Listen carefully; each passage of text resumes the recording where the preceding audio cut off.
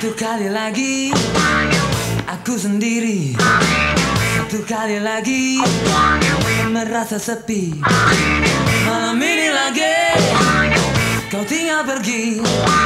Malam ini lagi sakit hati. Tunggu janji kamu enggak pernah pasti.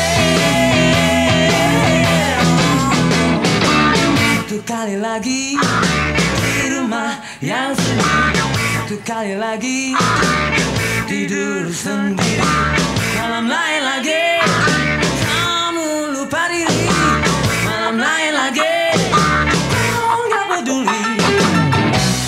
Tanpa berjanji tetap kau ingkari.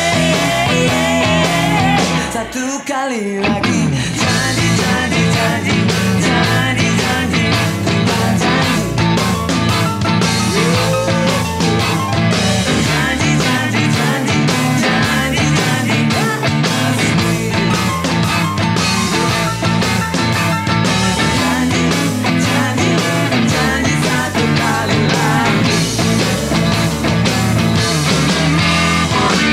Sekali lagi kamu hilang lagi.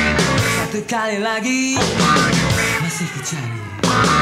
Satu malam lagi kau bohong lagi. Satu malam lagi kamu pulang lagi. Janji-janji yang kau ucapkan gak jadi.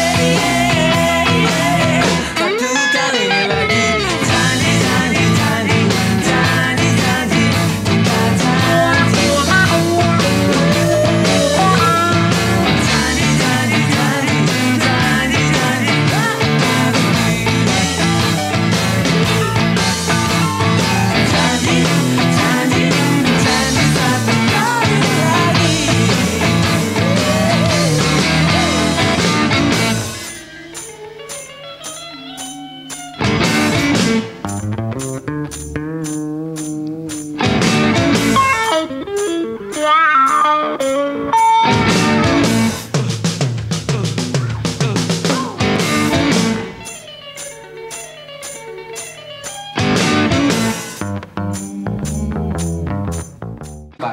Baik manusia dan apapun yang diciptakan, yang bijaksana, yang agung, yang suci, semoga kesucian dan kebijaksanaannya juga akan mengalir kepada diri kita sehingga kita bisa memancarkan dalam perilaku hidup kita sehari ini.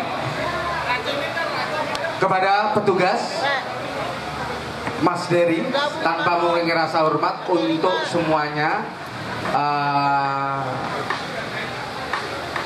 berdiri kita sama-sama menyanyikan lagu kebangsaan kita, lagu Indonesia Raya. Dipersilakan.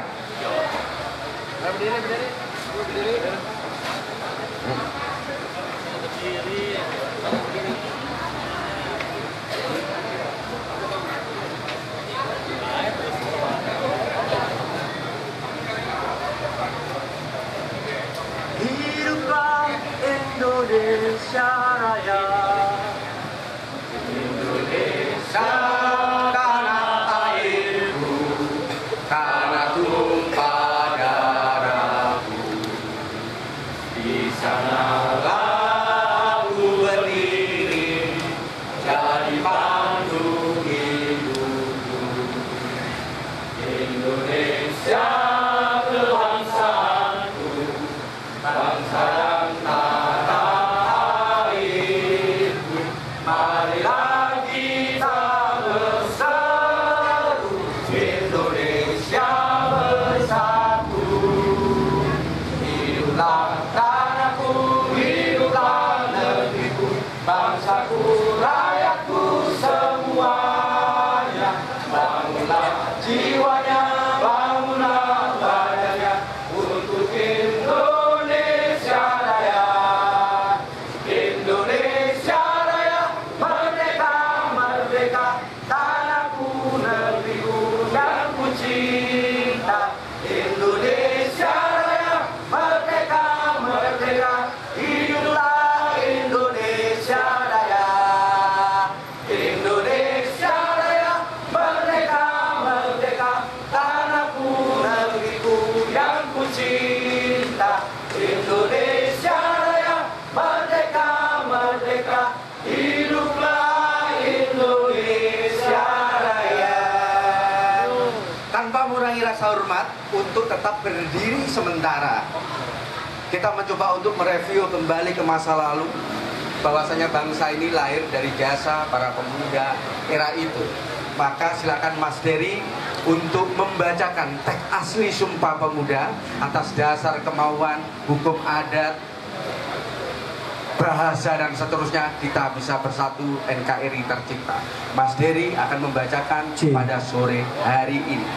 Kongres Pemuda-Pemuda Indonesia. Kerapatan Pemuda-Pemuda Indonesia diadakan oleh perkumpulan-perkumpulan pemuda Indonesia yang berdasarkan kebangsaan dengan namanya Jong Java, Jong Sumatera, Pemuda Indonesia Sekar Rukun, Jong Islaminten, Jong Batakbon, Jong Celebes, Pemuda Kaum Betawi, dan Perhimpunan Pelajar-Pelajar Indonesia. Membuka rapat pada tanggal 27 dan 28 Oktober tahun 1928 di negeri Jakarta. Sesudahnya mendengar pidato-pidato pembicaraan yang diadakan dalam kerapatan tadi, sesudahnya menimbang segala isi pidato-pidato dan pembicaraan ini, kerapatan lalu mengambil keputusan. Pertama, kami, putra dan putri Indonesia, mengaku bertumpah darah yang satu, tanah Indonesia. Kedua, kami, putra dan putri Indonesia, mengaku berbangsa yang satu, bangsa Indonesia. Ketiga, kami, putra dan putri Indonesia, menjunjung bahasa persatuan, bahasa Indonesia. Setelah mendengar putusan ini, kerapatan mengeluarkan azas ini wajib dipakai oleh segala perkumpulan kebangsaan Indonesia. Mengeluarkan keyakinan persatuan Indonesia diperkuat dengan memperhatikan dasar persatuannya, kemauan, sejarah, bahasa, hukum adat, pendidikan, dan kepanduan. Dan mengeluarkan pengharapan supaya putusan ini disiarkan dalam segala surat kabar dan dibacakan di muka rapat perkumpulan kita. Terima kasih hadirin, dipersilakan duduk kembali. Dan kita saat ini sudah melakukan amanah itu dari para pendiri bangsa untuk membacakan kembali, untuk kita agar selalu ingat terhadap kemauan itu, perjuangan itu, bahasa persatuan itu, hukum adat, persatuan dan kepanduan itu. Kita rakyat Indonesia, terutama di DKI Jakarta, baru saja menjalankan pelaksanaan Pilkada 2017 yang kemudian akan berlanjut, kemungkinan akan mengarah kepada 2 putaran dengan paslon nomor 2 dan nomor 3. Tanpa mengurangi rasa hormat, saya mencoba untuk membacakan semacam satu narasi pengantar pada sore hari ini. Jujur dan adil adalah perbuatan sikap hidup yang langka. Padahal untuk mendapatkannya tidak harus membayar dengan sekian juta rupiah, sebagaimana dalam mendapatkan gelar doktor dan profesor. Lalu bagaimana dengan penyelenggaraan proses pemilu kada kita? Apakah memang demikian adanya? Barangkali banyak tanda tanya besar di masing-masing benak kepala kita. Dalam sebuah kisah pilkada namanya, Jakarta baru saja merayakannya. Pesta dan panen suara sudah didapatkannya. Ada yang mendapat hasil 43%, ada yang cukup dengan 39%, bahkan hanya dapat 16% dari kerja keras para pekerja dan mesin politiknya. Sukses dan tidaknya tentunya dipengaruhi dari cara pandangnya. Namun apapun itu, Pilkada Jakarta akan mengarah pada putaran berikutnya. 3 diperas jadi 2, sedang 2 paslon diperas lagi jadi 1. Siapa yang menang? Semoga amanah dan yang kalah bisa legowo menerimanya. Kita di sini sebagai bagian dari warga yang punya hak pilih dalam menentukan jawara pemimpin Jakarta sebagai ibu kotanya negara. Tentunya berhak melakukan pengawasan sebagai bentuk konsekuensi tanggung jawab, karena mereka adalah pilihan Anda semua. Berbagai macam pelanggaran, begitu banyak kecurangan yang berdampak pada kericuan. Akankah hal demikian menjadi terulang, bahkan lebih parah dalam putaran berikutnya? Wujud suksesnya pemilihan tentunya harus berdampak kepada hasil kesejahteraan yang adil dan beradab bagi seluruh rakyatnya. Bukan hanya diukur pada proses pemilihannya, meningkatkan hak pengguna suara dan penghitungan dalam penyelenggaraan pemilu kada. Mari bangun kedaulatan rakyat agar rakyat Jakarta punya daulat secara perpolitiknya sebagai pandu dalam melahirkan kebijakan pemimpin yang dipilihnya, agar dalam penyelenggaraan pemilu apapun namanya yang menang adalah rakyat, bukan paslon, apalagi bandarnya. Oke, selamat sore. Saya awali. Assalamualaikum warahmatullahi wabarakatuh. Kepada sahabat-sahabat, saudara-saudara, bapak-bapak, tuan-tuan dan semuanya yang sudah hadir pada sore hari ini, selamat datang. Dan sebelum acara dimulai, saya persilakan Bang Anung untuk memberikan satu sambutan. 2 menit, 3 menit boleh. Ayo Bang Anung, di dalam rangka untuk mengenalkan apa sebenarnya motivasi Lembaga Suksesi Jakarta dalam menyelenggarakan evaluasi pemilu kada ini. Silakan. Bismillahirrahmanirrahim. Assalamualaikum warahmatullahi wabarakatuh. Yang saya hormati kawan-kawan fotografi, terima kasih banyak. Tanpa kalian barangkali acara ini kurang menarik, karena biasanya diskusi itu yang datang para tokoh-tokoh, para aktivis, para pejabat. Tapi kali ini kawan-kawan fotografer hadir bersama rekan model. Ini yang membuat diskusi pilkada sangat menarik. Yang pertama, saya mengucapkan terima kasih kepada panitia penyelenggara, karena mau tidak mau pelaksanaan fotografi sudah selesai. Nanti kita lanjut ke pelaksanaan selanjutnya. Yang saya hormati Pak Harja, terima kasih Pak Harja, Bang Apek, Pak Juri, Dewan Juri, Mas Pri, terima kasih atas sumbangsih pemikirannya. Terima kasih juga dari Kesbangpol Jakarta Utara sudah hadir, sama dari Kodam Pak Hamzah, terima kasih sudah hadir. Dan yang punya wilayah, para ketua RT, ketua RW, terima kasih kesempatan waktunya telah hadir pada acara sore hari ini. Yang pertama, selanjutnya saya ingin mengungkapkan bahwa acara diskusi pilkada merupakan suatu hal yang wajib kita perhatikan, karena kita sebagai rakyat harus memastikan bahwa pelaksanaan pilkada itu sudah sesuai dengan cita-cita rakyat. Saya tidak mau ambil alih dalam mengambil kesimpulan, karena di sini banyak pakar, ada juga barangkali Bawaslu sudah hadir, dan KPU. Mohon maaf dari KPU DKI tidak hadir karena hari ini sama bertepatan dengan perhitungan rekapitulasi tingkat DKI. Tapi nggak apa-apa, yang terpenting kita mencoba berpartisipasi, karena pelaksanaan pilkada adalah hal yang penting, tidak kalah penting dari yang lain. Mungkin itu Carokim, terima kasih bahwa acara yang sangat saklar dan punya karakter. Assalamualaikum warahmatullahi wabarakatuh. Waalaikumsalam warahmatullahi wabarakatuh. Oke, terima kasih Bang Anung atas sedikit gambarannya apa maksud dari tujuan diselenggarakan acara ini. Sekali lagi, salam hormat untuk teman-teman fotografi. Terus nanti jangan pulang dulu ya, nanti ada session foto bersama kita, biar teman-teman juga merasakan dampak akibatnya. Selanjutnya, sebagaimana gagasan awal, ide dasar bahwasanya kemarin kita pengen bagaimana memaknai bahwasanya rakyat itu punya pandu, rakyat itu punya kedaulatan, bahwasanya rakyat yang harus diperjuangkan, bukan dan itu. Sebuah kegelisahan itu menjadi satu kajian diskusi bagi kami, terutama pada waktu itu Bang Apek telah melontarkan satu gagasan yang kemudian kita tangkap dan salah satu pengembang kepada acara agenda pada sore hari ini.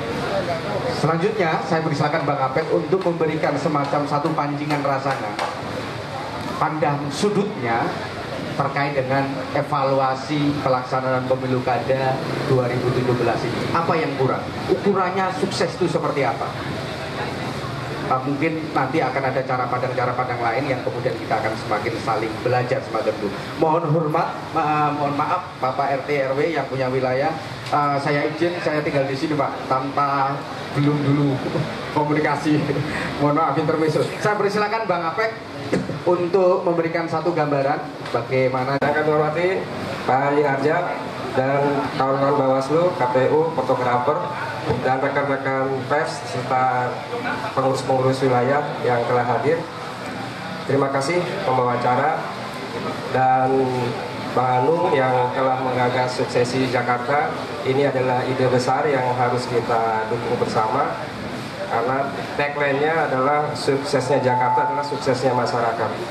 Konteks pilkada saat ini bagaimana dia tidak hanya sukses secara prosedural, tapi sukses secara substansi. Substansi inilah dari dulu sampai sekarang ini masih belum sukses. Tapi secara prosedural pilkada di Indonesia, pilpres dan pemilu hampir terbaik di dunia. Nah, tinggal menjadi evaluasi kita adalah bagaimana pilkada mampu melahirkan kesejahteraan masyarakat, pemimpin yang amanah, pemimpin yang tidak korupsi, pemimpin yang tidak menindas, pemimpin yang tidak sewenang-wenang, dan pemimpin yang memberikan contoh. Saya kira ini ada kesempatan untuk putaran kedua dari evaluasi ini, bagaimana kita bisa sungguh-sungguh mensukseskan pilkada dengan penyelenggaraan beserta hasilnya, yaitu pemimpin yang bisa diterima oleh masyarakat. Nah, inilah bagian dari proses acara ini yang diharapkan bisa membuka ruang publik dan sosialisasi. Ini saja mungkin sebagai pengantar dari saya, selebihnya nanti rekan-rekan bisa menambahkan, dan saya kembalikan kepada Pak Rohim. Oke, terima kasih. Kekuatan paling bawah adalah masyarakat. Masyarakat punya pimpinan. Ada RT, RW di sana, namanya rukun tetangga. Tapi rukunnya kadang-kadang juga dipertanyakan. Namun apapun itu bentuknya, semoga nama-nama yang sudah dilekatkan pada jajaran struktural lintasan bawah RT, RW ini memang memotivasi sehingga rukun tetangganya, rukun warganya memang benar-benar terjadi. Karena di sana adalah ada roh, ada spirit untuk kita wujudkan bersama-sama. Ada di tengah-tengah kita Pak Imam dari RT selaku kemarin juga pengalamannya selaku ketua KPPS. Pak Imam, mohon dikasih komentarnya Pak Imam terkait dengan apa yang bisa diceritakan kepada kami semua terkait dengan pengalaman yang terjadi pada saat proses pemilu kada kemarin. Dipersilakan.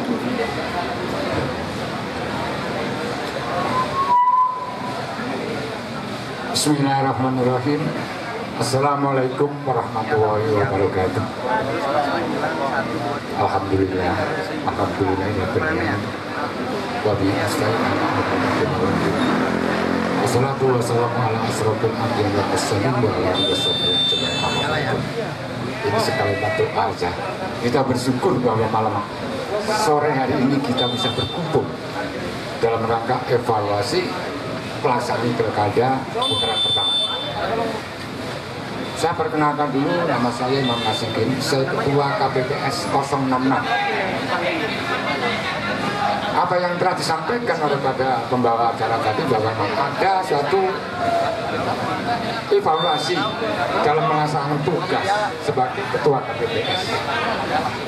Pertama-tama saya sampaikan bahwa saya menjadi ketua KPPS, saya disumpah. Dengan ini saya bersumpah untuk melaksanakan sebenar-benarnya KPPS 066 atau di TPS 066 mencapai 62 suara pemilih. Sehingga ini menjadikan suatu catatan buat KPU. Ada Bapak KPU di sini. Tolong disampaikan bahwa ini harus dievaluasi lagi. Karena jangan sampai rakyat yang mendapatkan hak pilih menjadi nggak dapat. Karena saya mendengar juga ada laporan dari KPPS yang lain, Tugu Selatan apa-apa hanya dibatasi 20. Nah ini ya berhasil mengebiri daripada rakyat Jakarta. Hal inilah saya merasa prihatin. Ketika saya disumpah menjadi ketua KPPS, dengan ini saya bersumpah bahwa saya harus menjalankan sesuai dengan undang-undang netral dan tidak memihak salah satu pun paslon. Ketika saya melihat Dewa Asli itu, sehingga saya nggak mau menanggapi semua, karena ini saya anggap ini melanggar ini. Bapak-bapak dari ketua RT ini melanggar dengan sumpah-sumpahnya yang menjadi ketua KPPS. Bapak-bapak dan saudara sekalian, saya karena memang berjanji dan bersumpah sampai keluarga saya tidak mau mempengaruhi untuk memilih apapun. Ini loh Pak, ini benar-benar loh Pak saya. Karena saya sudah berjanji, demi Allah saya akan sampai keluarga saya nggak mau saya belain. Sedangkan anak saya, bapak siapa ya? Terserah saya, orang saya ada di ini. Nggak boleh, saya bilang gitu. Ini kalau ketua KPPS bisa berlaku seperti itu baru bagus Pak. Karena saya lihat di Tugu Utara tidak melakukan seperti itu. Memengaruhi anaknya masih kira-kira. Apalagi di tubuh yang lain, Pak. Memengaruhi anaknya aja, bersumpahnya sudah nggak bersumpah, saya bilang itu. Terus terang saya, silakan anak-anak diberikan kesempatan untuk memilih apa yang dia mau. Yang saya lakukan seperti itu, karena orang mau berdebat, Bapak mendukung ini. Kata siapa? Anda tahu, gue nyoblos apa? Gitu. Ini Pak, saya bilang. Ini saya sering berdebat dengan orang, emang ente tahu saya nyoblos apa? Kan Anda nggak tahu. Dia bilang, itu orang-orang pada warga saya ada yang pakai kotak-kotak.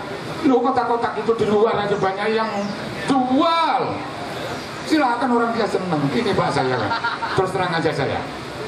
Jadi saya bersumpah putaran kedua saya lebih mengakomodasi semua hak pilih yang ada di 066 yang gabungan antara 05 NT 05 dan 06 Oke. RW 012. Terima kasih.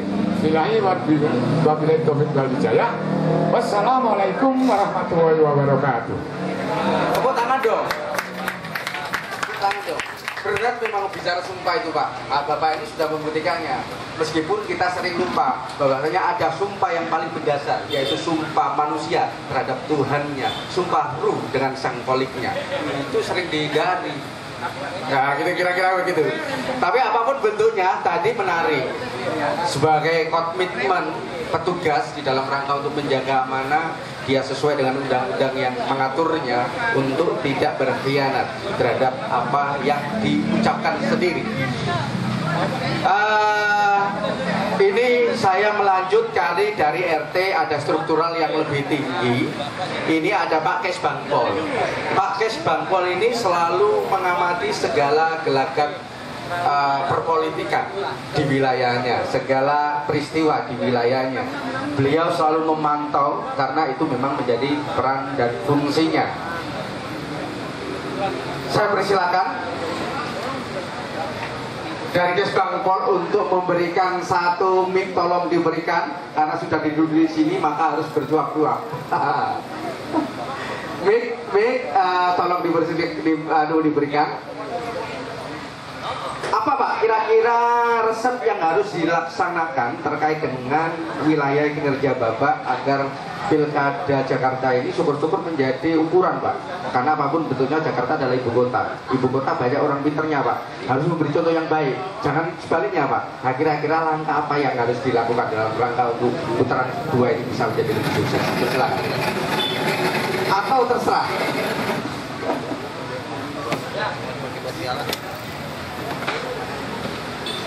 Oke, ini ada perwakilan dari unsur pemerintah yang sudah di tengah-tengah kita. Kita dengar suara dari ketuanya. Silakan Pak. Bismillahirrahmanirrahim. Assalamualaikum warahmatullahi wabarakatuh. Selamat sore untuk kita semua. pada kesempatan hari ini sungguh saya sangat takjub melihat betapa kreativitasnya para pemuda khususnya aktivis Jakarta Utara. Namun sebelumnya saya mohon maaf karena pada kesempatan hari ini saya hanya mewakili dan ditugaskan untuk monitor. Jadi tidak pada kapasitas saya untuk seperti Pak Nur Rohim sebutkan tadi. Apalagi posisi saya hanyalah sebagai staf di Kesbangpol. Saya khawatir apabila saya ngomong banyak nanti malah jadi masalah. Jadi singkat saja bahwa apa yang tadi disampaikan oleh Pak Ketua KPPS 066, saya salut, angkat jempol bahwa itulah seharusnya sebagai petugas KPPS. Apalagi saya selaku Kesbangpol ya berusaha untuk netral, itu nomor satu. Ya, saya harus bersikap netral. Itu intinya. Ya, pada kesempatan ini saya apresiasi acara ini bisa terselenggara. Saya tidak akan banyak ngomong karena posisi saya hari ini mendapat tugas hanya untuk monitor saja, Pak. Mohon maaf sekali. Jadi saya tidak bisa memberikan komentar apa-apa. Yang jelas saya dukung acara ini, mudah-mudahan mendapatkan masukan yang baik untuk pelaksanaan pilkada putaran kedua. Wabillahi taufiq wal hidayah. Assalamualaikum warahmatullahi wabarakatuh. Waalaikumsalam warahmatullahi wabarakatuh. Terima kasih Bapak. Semoga saja kemudian kita tidak dimonitor dengan remote-nya.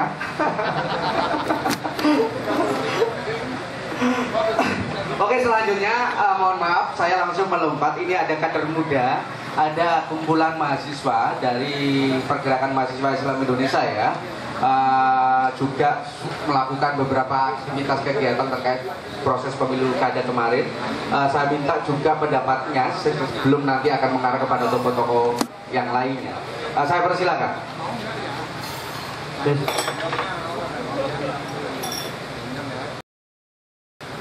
Assalamualaikum warahmatullahi wabarakatuh. Nama saya Dimas Tirtadilaga dari Pergerakan Mahasiswa Islam Indonesia atau biasa disingkat dari PMI Cabang Jakarta Utara. Di sini saya melepas alma mater saya. Saya berdiri di sini atas nama pengawas TPS. Di sini sekali lagi saya berdiri melepas alma mater dan saya di sini berdiri atas nama pengawas TPS Jakarta Utara.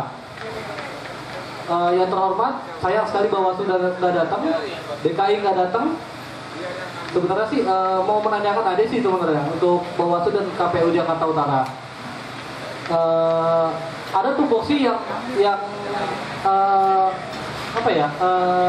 rata lah di untuk pengawas itu. Di Jakarta Utara di beberapa kecamatan tidak pembagian honor itu tidak rata. Dan yang lain itu tidak rata. Terus kurang yang namanya pendalaman binteknya lagi. Udah situ cukup aja. Terima kasih.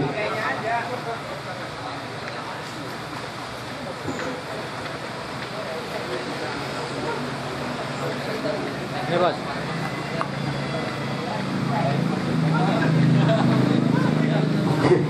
Oke, terima kasih. Aduh, mohon maaf. Ngaco balo.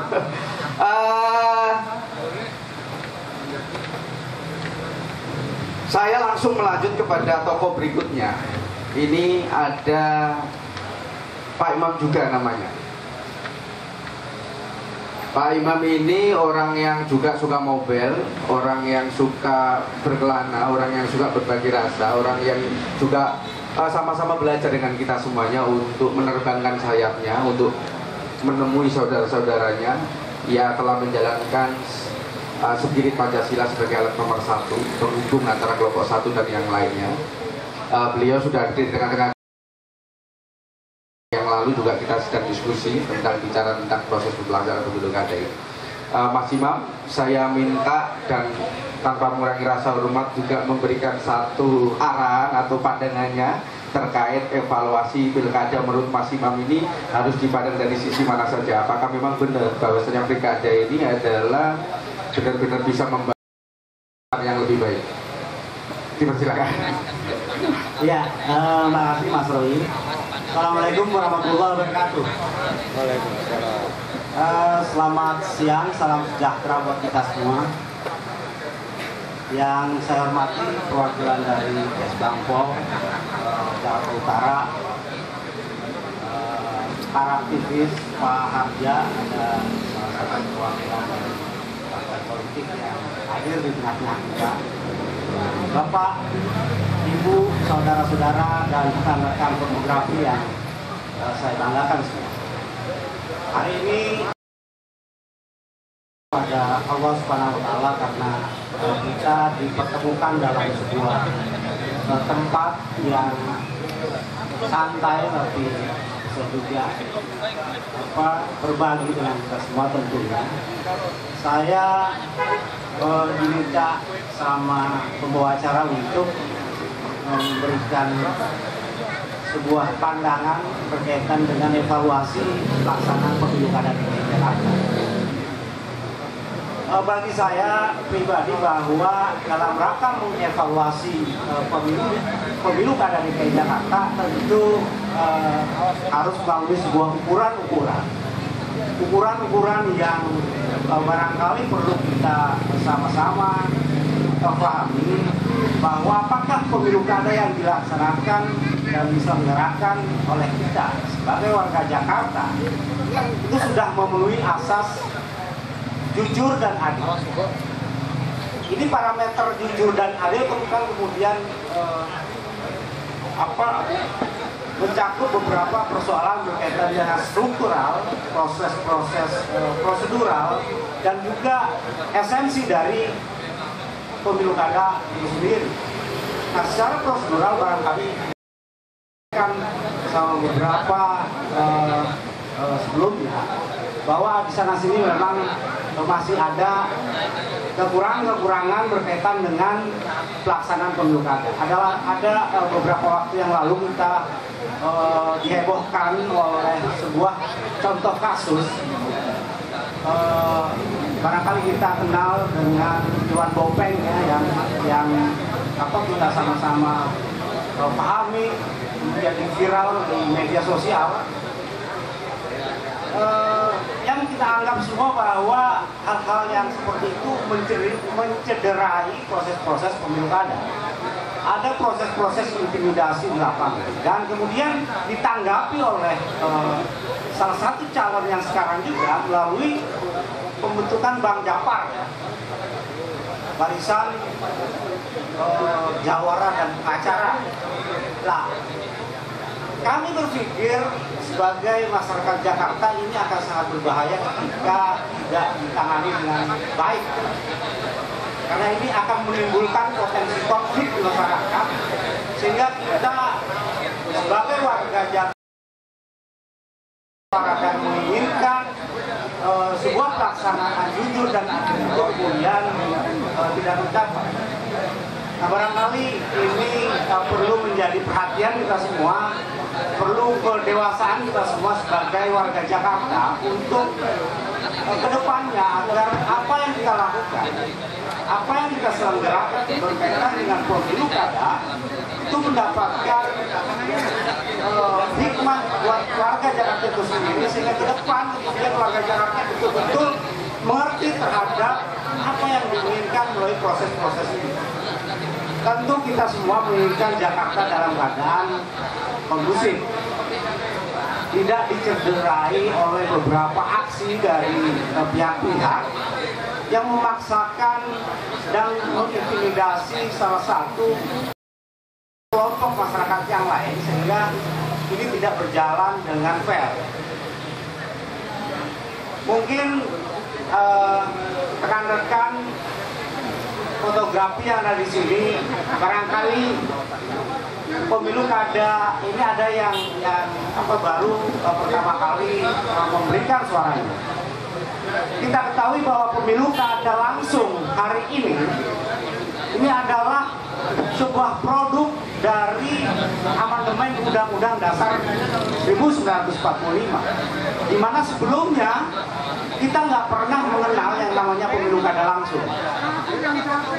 Nah, berkaitan dengan apakah kemudian pemilu kada di Jakarta itu sudah betul-betul memenuhi keinginan masyarakat, nah barangkali ini harus menjadi kajian kita semua ke depan, agar kita sebagai bagian dari anak bangsa mendapatkan sesuatu yang positif dan secara esensi dapat memilih pemimpin-pemimpin yang betul-betul diinginkan oleh masyarakat.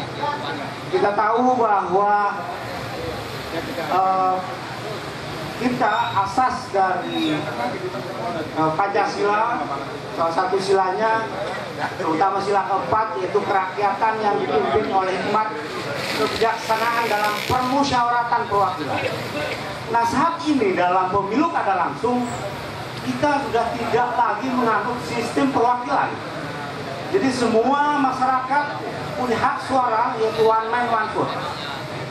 Jadi suara kaum agamawan yang sangat mengerti tentang sebuah persoalan itu menjadi sama dengan misalnya tukang sol sepatu yang tiap hari keliling di depan rumah kita. Jadi satu suara, satu orang satu suara. Menurut Mas Imam, baik mana antara sistem pemilihan terkait dengan Undang-Undang Dasar tadi disebut dengan yang sekarang? Saya pikir ini masih debatable di masyarakat karena cara berpikir masyarakat kita juga masih masih banyak yang tidak sepakat dengan persoalan itu. Tapi kita harus melihat juga bahwa potensi-potensi kos sosial yang harus ditanggung oleh masyarakat itu sendiri menjadi kemudian sangat besar. Oke. Dan kita menginginkan bahwa apa yang menjadi proses-proses dalam sebuah demokrasi ini kembali kepada kitanya, bahwa kita adalah masyarakat atau rakyat yang menganut sebuah sistem perwakilan. Oke, Mas Imam sudah ditangkap garis besarnya, artinya setuju kembali kepada istilah itu ya, dari Undang-Undang Dasar 45. Saya pribadi menginginkan sebuah proses yang kita harapkan tidak seperti ini karena dampak yang kita rasakan. Oke, harapannya biar kemudian yang menang ini tidak hanya yang selalu punya modal banyak. Betul. Nah, karena efeknya ke arah sana. Oke, terima kasih Mas Imam karena harus dibagi waktunya tanpa mengira-ngira rasa hormat. Ini ada sekcam kecamatan pengawas ya, biar kemudian juga memberikan kesaksian. Mas, sampean bersumpah Mas. Saya sumpah sampean, saya minta untuk berbicara jujur Mas. Silakan Mas Agung. Assalamualaikum warahmatullahi wabarakatuh. Waalaikumsalam warahmatullahi wabarakatuh. Saya hormati Bapak Harja dan Bang Apek Sulaiman dan kawan-kawan semua. Ini pembahasannya memang perlu adanya sebuah evaluasi pada sistem pemilu ini. Karena saya lihat juga dari pelaksanaannya banyak perlu adanya sebuah evaluasi yang sistem itu sendiri, seperti di tempat TPS sendiri. Kalau saya contohkan, seperti C6 itu, dia itu bisa, siapapun bisa loh, tanpa harus menunjukkan KTP. Ini perlu satu koreksi saya pikir. C6 itu nggak tahu orangnya, pasti dipanggil, dia datang bisa ngobrol, tanpa menunjukkan KTP. Harusnya kayak di bank atau apa, dia menunjukkan KTP, oh ini orang benar. Bisa aja kan C6 itu bukan orangnya. Ini sebuah koreksi buat saya ya. Mungkin itu aja dari saya. Nantinya mungkin teman-teman lain bisa kita diskusikan sampai sana. Terima kasih Mas. Ada 83 pelanggaran yang menjadi catatan Bawaslu dan ada yang masih proses hukum. Tentunya ada sisi kelemahan, ada sisi mungkin yang baik juga. Hitam putih tetap berjalan. Ada tokoh yang sudah hadir di tengah-tengah kita, beliau Pak Harja namanya, putra Jakarta Utara yang kebetulan hijrah di Jakarta Timur sana. Tapi tetap apapun namanya masih tetap DKI punya. Beliau sudah hadir di tengah-tengah kita. Biar kemudian terjadi semacam satu gelombang, tadi yang muda, tadi yang tua dan seterusnya. Ini Pak Harja untuk juga memberikan satu evaluasinya Pak Harja, pandangannya terkait dengan apa sih yang sebenarnya perlu diperbaiki lagi agar proses pemilu kada ini benar-benar bagus lah ya. Kenapa pun Jakarta ketika kondisinya justru menjauh dari nilai sedih, karena orang-orang pinternya kumpul di Jakarta semua dari dampak sentralistik dulu, tapi kok malah banyak tawuran, banyak berantem. Ini kan persoalan. Nah, monggo Pak Arja untuk juga memberikan komentar. Mas Rohim, terima kasih. Ini tanpa MC mungkin saya nggak bisa berdiri gitu ya. Tapi karena saya laki-laki, alhamdulillah saya berdiri. Bismillahirrahmanirrahim. Assalamualaikum warahmatullahi wabarakatuh. Waalaikumsalam warahmatullahi wabarakatuh. Tentunya tiada hentinya kita bersyukur kepada Allah. Setidak-tidaknya ada dua kenikmatan pada sore hari ini.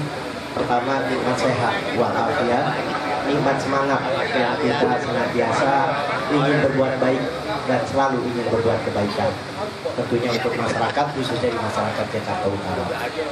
Sebelumnya saya juga akan menegaskan bahwa sampai saat ini KTP saya sejak lahir aja belum punya KTP sebenarnya. Sampai sekarang masih Jakarta Utara. Tapi memang domisili saya di Jakarta Timur, tepatnya di Komplek Dosen. Alhamdulillah saya sore hari ini dinobatkan oleh panitia sebagai tokoh masyarakat, bukan sebagai dosen. Kalau sebagai dosen, Mas Rohim, saya bisa dongeng sendirian. Ini yang tidak disenangi oleh para hadirin. Insya Allah kehadiran daripada hadirin Bapak Ibu akan membawa kebaikan kita semua, terutama para pejabat pemerintah. Sini ada Kesbangpol, ada dari kecamatan, Sekcap, tentunya tapi testimoni dari Ketua KPPS. Banyak sudah yang disampaikan.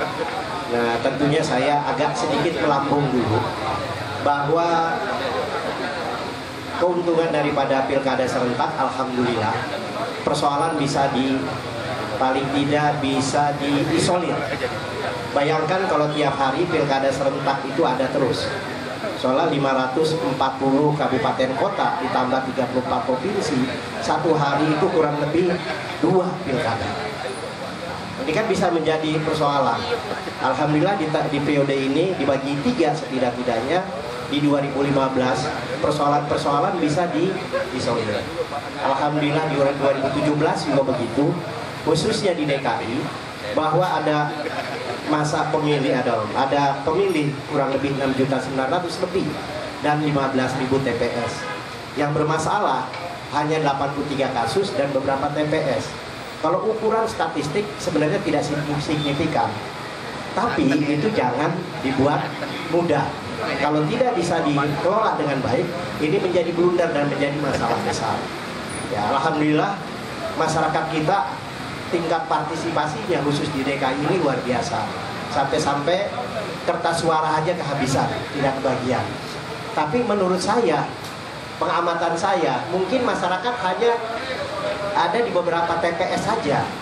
Coba kalau masyarakat itu bersebar di 15.000 TPS, tidak ada masalah ini sebenarnya. Karena masyarakat yang punya KTP maunya dekat. Jadi buat saya banyak kesuksesan ini. Ya, baik dari penyelenggara, pengawas, etika, Dewan Etika, DKPP ya, atau mungkin juga partai pengusung, paslon, masyarakat. Nah, yang paling bahaya ini yang dihadapi sebenarnya provokator. Nah, itu kita harus mengidentifikasi provokator itu sehingga tidak merugikan masyarakat. Itu yang penting. Adanya pilkada langsung, pemilihan langsung, memang kalau kita bandingkan yang lalu, ini tingkat masyarakat luar biasa. Kadang-kadang kita kalah sama masyarakat di bawah, sama anak-anak muda. Ya, saya ini yang tua sering ketinggalan. Ada peristiwa dia tahu duluan, itu ya. Udah tahu duluan, saya masuk kamar, saya ribut gara-gara 3 paslon. Coba, ya. Sampai di kamar aja kita udah terpecah belah. Apa mau kita itu ribut gara-gara 3 yang kemarin? Ya sudah, yang 3. Ya pilih aja lah sesuai hati nurani, ya kan? Kita nggak usah paksakan, bener Bapak. Jadi yang paling tidak adalah pemimpin yang adil tadi, yang sudah diangkat sumpah itu, yang harus dimulai bertindak adil, jujur adil dan tidak berpihak, walaupun kita tahu keberpihakan itu ada. Kembali saya lebih mengerucut. Alhamdulillah tidak dalam 1 putaran, di 2 putaran. Coba kalau bayangkan kalau 1 putaran, ya Tuh kayak di Banten itu bedanya 0,8%. Kita bedanya mungkin agak lebih besar. Yang penting udahlah 2 dulu. Untuk itulah kita harus antisipasi ke depan. Mudah-mudahan pilkada ini akan berjalan lancar, ya kan? Tentunya lancar, adil, jujur, bermartabat hasilnya. Karena itu yang kita harapkan, hasilnya bermartabat. Saya pikir selalu kalau seorang pemimpin itu menang karena dia curang, insya Allah jadi pemimpin curang. Kalau pemimpin itu karena money politik, insya Allah pemimpin itu korup. Apakah korupnya ketahuan atau tidak ketahuan, wallahu alam. Ini beda manusia yang korup sama yang enggak, itu hanya ketahuan atau tidak. Karena kita sebenarnya bangsa kita masih mengalami bangsa yang korup, paling tidak-tidaknya waktu. Gitu ya. Nah, untuk itulah harapan saya. Untuk evaluasi ini kita lihat pilkada yang lalu bagaimana dengan pilkada sekarang. Tentunya sukses kalau dibandingkan yang lalu. Menurut saya sukses. Lalu kita lihat target yang dicapai, ya sukses juga. Kalau menurut saya sukses. Hanya kesuksesan ini masih di bawah tingkat harapan masyarakat yang tentunya mendukung paslon yang berlebihan. Nah, ini menjadi masalah. Ya kan, menjadi masalah kita lihat di TPS. Ya tadi udah disebutkan nama Mas Imam, seseorang yang luar biasa dia ini. Padahal nggak ada apa-apa gitu kan. Sampai berani dia menantang aparat. Ini kan luar biasa masyarakat. Saya aja juga rasanya kok kaget-kaget gitu ya. Padahal saya sama yang seumuran atau di bawah aja hormatnya luar biasa. Ini dengan kata-kata yang di luar batas kewajaran. Nah, untuk itulah saya harap saya tidak mau melakukan itu. Hadirin yang ada di sini, mari memulai sebagai agen. Ya kan, kita agen, kan kita nggak bisa kecamatan diberikan tugas ke Kesbangpol, udahlah KPU aja. Masyarakat, karena masyarakat yang tahu langsung terhadap pemilihnya, ya kan, terhadap rakyatnya. Ya kan, kita tahu mana yang provokator atau tidak, pasti kita tahu. Udah jadi ikuti dan udah. Ya kan, untuk itulah kita perlu mengevaluasi tadi yang kekurangan-kekurangan tadi, walaupun kecil itu harus diperbaiki. Walaupun saya secara pribadi menurut saya itu kecil, karena kalau kita udah bicara nasional itu kecil sekali, gampang sekali. Tapi kalau tidak diisolir dengan baik, tidak dikelola dengan baik, ini menjadi bola salju yang mengakibatkan luar biasa. Ya kan, kelompok tertentu membuka satu semacam advokasi, satu lagi advokasi, satu ribut. Nah, ini kan bahaya kalau tidak dikelola. Saya rasa kita percayakan aja sama pemerintah, karena pemerintah punya kekuatan, kita nggak punya kekuatan, ya kan. Jangankan gitu, bawa senjata tajam aja udah ditangkap, ya kan. Jadi karena kita ini masyarakat, kita hanya bisa punya mulut, ya kan, punya paling tidak preventif yang kita lakukan. Itu dasar pemikiran saya secara pribadi. Mudah-mudahan semua yang disampaikan oleh para hadirin, untuk Pak Kesbangpol yang monitor, Pak, dicatat aja, dilapori aja, Pak, ya kan. Kami siap aja, karena Bapak sebagai pembina ya politik, khususnya di Jakarta Utara, di tempat yang kami tinggal ini, Pak. Terima kasih sekali lagi. Mudah-mudahan ada kebaikan untuk kita. Billahi taufiq wal hidayah. Wassalamualaikum warahmatullahi wabarakatuh. Waalaikumsalam warahmatullahi wabarakatuh. Pak ya, atas beberapa hal yang sudah disampaikan kepada kita. Ini terakhir ya, karena setelah ini session penyerahan hadiah. Karena mohon maaf, kontraknya cukup sampai jam 5, Bapak. Tapi yang jelas ada kabar baik, kalau Pak Dokter kemarin, Bapak, itu juga mau membuat kegiatan yang sama semacam ini. Insya Allah akan diselenggarakan dalam 1 bulan sekali, dengan pendekatan tauhid, dengan pendekatan Pancasila dan seterusnya, budaya dan seterusnya. Nah, kemarin sudah ngomong sama Bang Anu, insya Allah pasca pilkada ini itu akan segera diselenggarakan sebagaimana yang sudah dilakukan Cak Nuri di Kenduri Cinta. Nah, kita mau buat acara kecil-kecilan di sini, melibatkan warga sini juga. Pak Juri, ini cara pandangnya seniman, kita pengen tahu ya, melihat konstelasi politik. Katanya seniman itu jauh dengan politik, tapi sebenarnya seniman itu juga berpolitik, gitu kan? Ini Pak Dewan Juri sudah di tengah-tengah kita untuk juga menyampaikan apa gambarannya. Kenapa sih justru partisipasi para seniman ini justru malah lebih rendah di dalam penggunaan hak suaranya? Ini menurut kacamata yang pernah berpendapat semacam itu. Ada apa? Kenapa seniman ini justru asik dengan lukisannya, asik dengan musiknya? Monggo, apa perspektifnya melihat evaluasi pelaksanaan pemilu kada ini? Baik, selamat sore. Assalamualaikum warahmatullahi wabarakatuh. Waalaikumsalam warahmatullahi wabarakatuh. Bapak-bapak dan ibu sekalian, saya mendapatkan tugas untuk berpartisipasi dalam konteks masyarakat mencoba menjadi saksi sejarah bagi sebuah kegiatan politik yang luar biasa di daerah kita, Jakarta. Gagasan ini yang dibawa oleh teman-teman dari Walang itu luar biasa karena menurut saya partisipasi masyarakat muda terutama itu penting sekali supaya mereka menjadi saksi sejarah yang nanti akan bisa bercerita kepada kaum di bawah setelah itu. Nah, singkat cerita pokoknya kami menyambut baik. Sebenarnya ada beberapa juri sebenarnya yang lainnya, tapi karena waktu dan sebagainya maka kemudian saya yang mewakili sebagai penilai terhadap karya-karya fotografi ini. Hari ini kita tahu bahwa semua orang bisa motret, nggak ada kameranya yang spesial karena semua handphone ada kameranya. Maka tiba-tiba orang bisa motret. Oleh karena itu juga kemarin saya bilang jangan dihalangi, mereka yang mau motret menggunakan kamera handphone, no problem, itu juga fotografi. Maka kemudian kita tahu bahwa di negara-negara maju sekarang sekolah-sekolah fotografi teknis itu hilang. Yang muncul adalah sekolah-sekolah fotografi yang berhubungan dengan tema-tema. Nah, salah satunya adalah ini, tema politik. Nah, kita lihat di sini beberapa karya-karya yang dimenangkan dalam lomba ini ternyata adalah teman-teman yang motret kebanyakan memang bicara soal jurnalistik, tapi ternyata pendekatan seninya juga tinggi. Oleh karena itu yang kami nilai, kemudian kita pilihkan, dan ternyata memang foto-foto ini adalah mengandung begitu banyak simbolisme di dalamnya.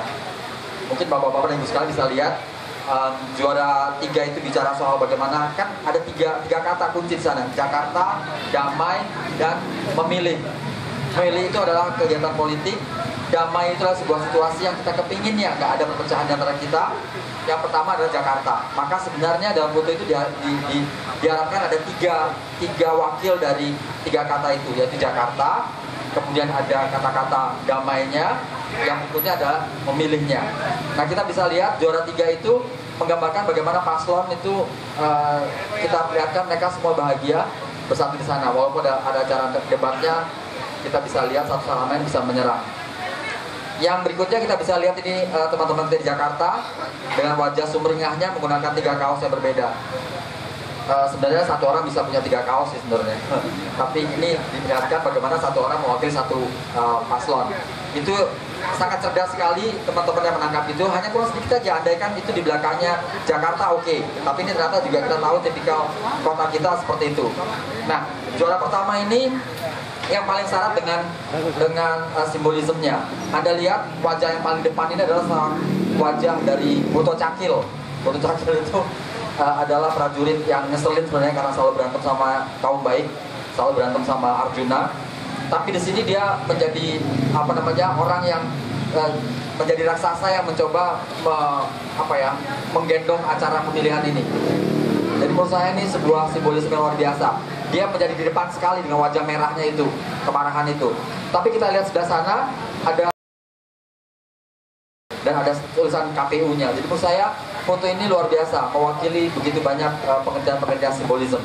Begitu kira-kira bapak-bapak sekalian, ibu dan yang bisa melihat, mudah-mudahan dengan begitu nanti pada waktu motret kalau jadi gelombang putaran kedua kita melakukan lagi, mudah-mudahan teman-teman yang hadir juga bisa melihat seperti apa yang kira-kira dianggap sebagai foto yang baik itu. Ya, saya sangat yakin, saya juga mengimbau kepada panitia untuk membuat buku kumpulan dari foto-foto ini yang akan menjadi sejarah bagi anak cucu kita. Nah, foto pertama ini yang diperlihatkan. Saya tahu memang tidak semua orang di Jakarta mengenal Buto Cakil, tapi kalau mencoba sedikit saja dalam, maka kita akan lihat. Ya, Buto Cakil ini matinya gara-gara gara-gara senjatanya sendiri. Jadi dia nggak pakai senjata buat orang lain, tapi bunuh diri sendiri ya. Jadi kemarahan itu bisa membunuh diri sendiri. Jadi saya rasa bahwa pilihan yang nomor 1 ini mewakili dari semua kegiatan pemilihan di Jakarta. Saya kira gitu. Mudah-mudahan ini bisa memberikan semacam pendalaman. Oke, terima kasih. Tanpa mengurangi rasa hormat, ada yang tentunya juga pengen berbicara dan seterusnya, karena mungkin waktu yang kurang bisa membiak kita. Mungkin lain waktu kita akan lanjut event-event kayak begini. Dan kabar gembiranya tadi Pak Dokter rencana juga akan memfasilitasi untuk membuatkan duri cinta ala walang ya, yang kemudian nanti juga akan digandeng beberapa toko dan seterusnya, untuk kemudian bagaimana ada transformasi sebuah pengetahuan. Karena apapun bentuknya pengetahuan yang menyelamatkan seseorang, bukan harta, bukan tahta, tapi adalah ilmu itu. Semoga media yang akan dibangun semacam ini akan terus berlanjut, tidak hanya berhenti di sini. Mohon izin, hari ini pasca pemilu kada DKI Jakarta, di tempat ini kita bersua, saling pandang dan bercengkrama, hanya satu, untuk mempererat tali silaturahmi, merajut kebinekaan menjadi satu keekaan dalam cengkraman burung Garuda Pancasila sebagai falsafah dan ruhnya bangsa Indonesia. Jakarta memang harus belajar menjadi lebih dewasa, belajar dari pengalaman perjalanan yang pernah dilaluinya, harus terus menimba ilmu dari hikmah perjalanannya, belajar dari persoalan daerah wilayah mana saja. Karena Jakarta selaku sebagai titik tengahnya Indonesia harus melahirkan gelombang peradaban yang efeknya sampai ke tepian pinggiran daerah di Indonesia, termasuk dalam memberikan contoh dalam penyelenggaraan pilihan-pilihan lainnya. Rakyat Jakarta sebagai akar bangsa, ibu kota Indonesia harus menjalar kuat. Jika pohon batang dan rantingnya ingin kuat, pohon bangsa ini harus kokoh ke depan, tidak boleh patah ketika angin meniupnya. Bunga dan buahnya harus terpelihara sebagai makanan rasa yang bisa dinikmati para generasinya. Semua benalu yang melekat di tubuhnya tidak boleh dibiarkan berlama-lama, karena akan mengisap dan mengurangi jumlah hasil bunga dan buahnya. Pemilu kada dan berbagai masalah yang menimpa harus menjadi proses belajarnya Jakarta. Jakarta harus lebih cerdas dan beradab dalam menata kelola manusia dan alamnya. Tidak boleh rapi, rakus dan menjauh dari tanah air pertiwinya yang kalah dengan urusan kertas, batu, dan besi. Jejak pendapat sudah kita dengarkan bersama, dari pendapat para tokoh, kaum muda, dan masyarakat yang begitu mencintai Jakarta. Apapun yang kita dengar bersama adalah bagian dari proses pendewasaan kita dalam memahami persoalan lebih seksama. Karena ada pepatah, jika kamu malas membaca, maka jangan malas mendengar dan merenungkan segala macam fenomena. Karena itu syarat kita menjadi lebih baik. Semoga proses pemilu kada yang dialami DKI Jakarta akan menjadikan tatanan semakin lebih baik bagi masyarakatnya sebagai juragannya, bukan justru para pembantunya. Karena falsafah politik mengatakan presiden beserta seluruh perangkatnya termasuk gubernur adalah buruh yang harus mengabdi kepada rakyatnya, bukan rakyat yang mengabdi kepada presiden. Karena mereka semua adalah pekerja yang memiliki masa sebagaimana kontrak outsourcing bekerja.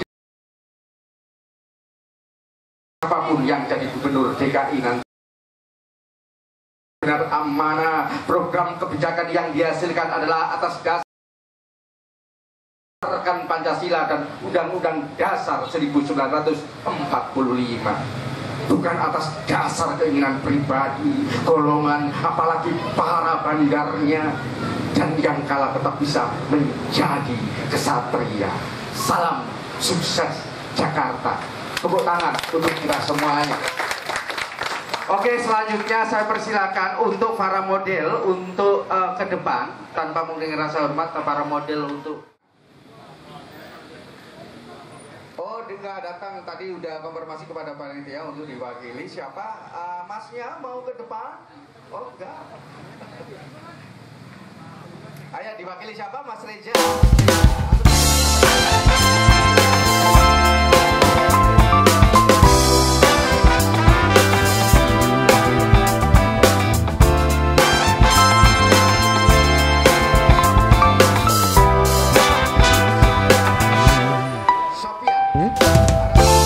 Segenap hatiku selalu memujamu, oh.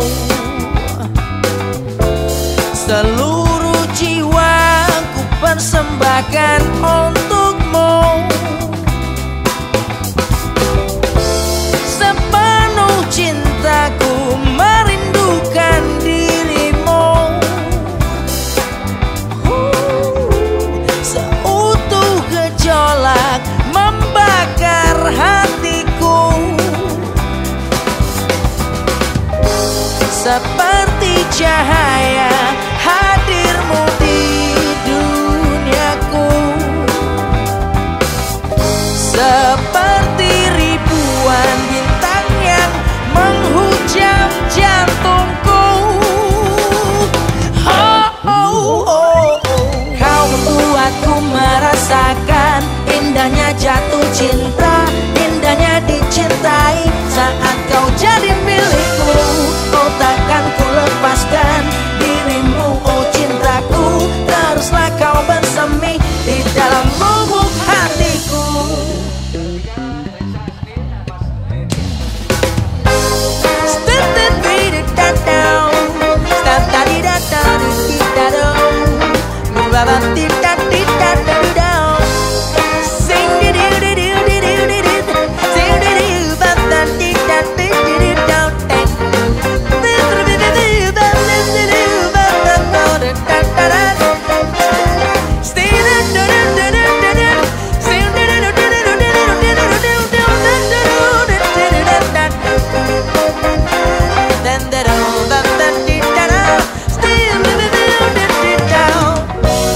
Seperti cahaya hadirmu di duniaku,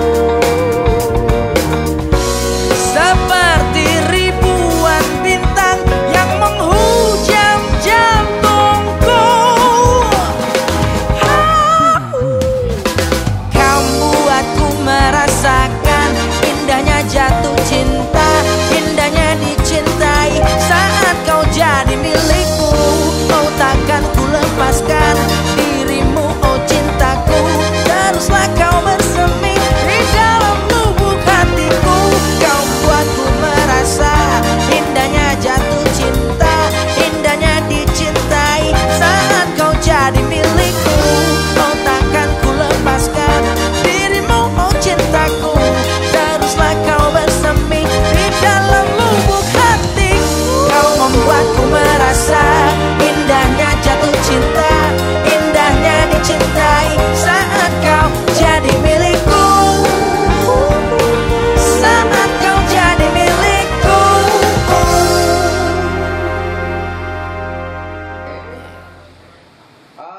Harapan 2 Deddy Kurniawan. Deddy Kurniawan. Diwakilin Deddy Kurniawan, diwakilin siapa tadi? Pak Joko mana Pak Joko tadi?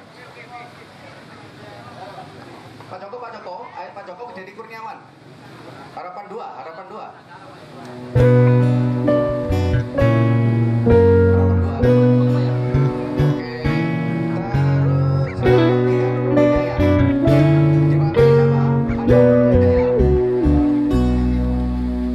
Ku coba angkat tabir ini, kisah antara kau dan aku, terpisahkan oleh ruang dan waktu, menyudutkanmu, meninggalkanku. Ku merasa telah kehilangan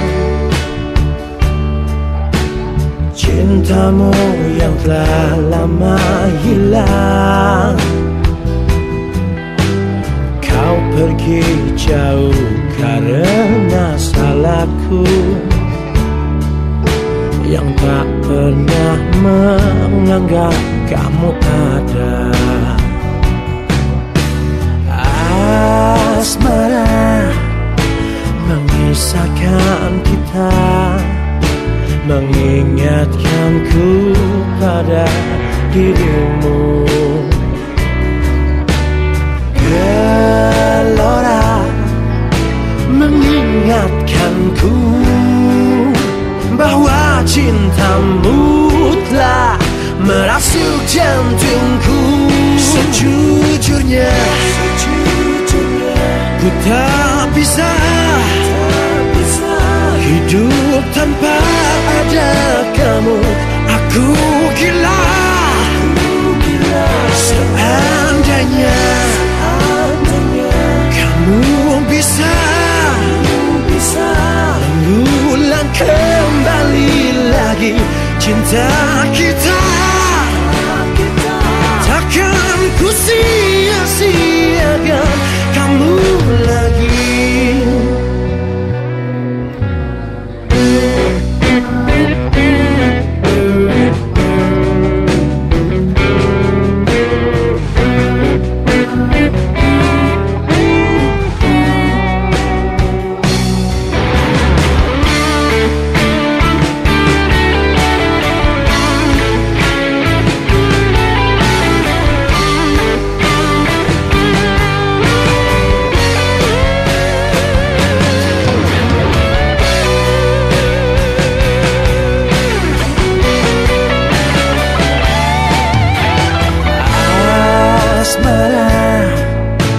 Memisahkan kita, mengingatkanku pada dirimu.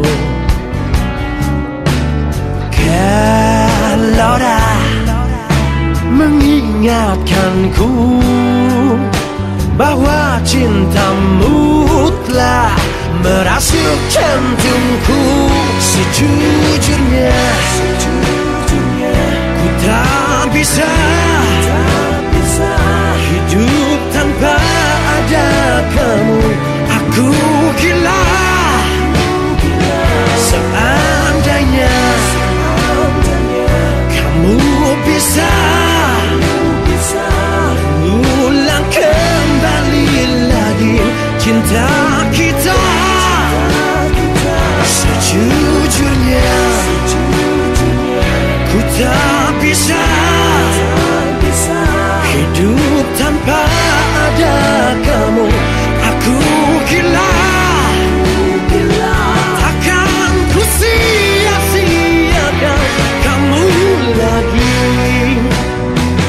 Takkan ku sia-siakan kamu lagi.